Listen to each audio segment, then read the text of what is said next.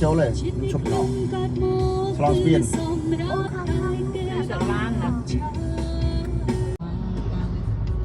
Viên món làm lên cái nó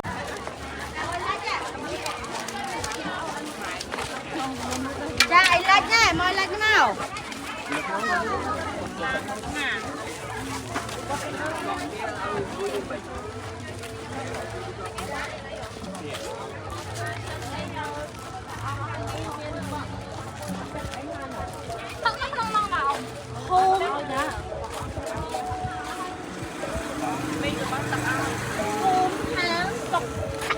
gì bảo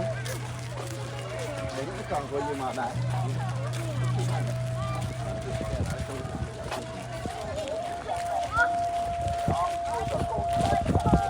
tôi sẽ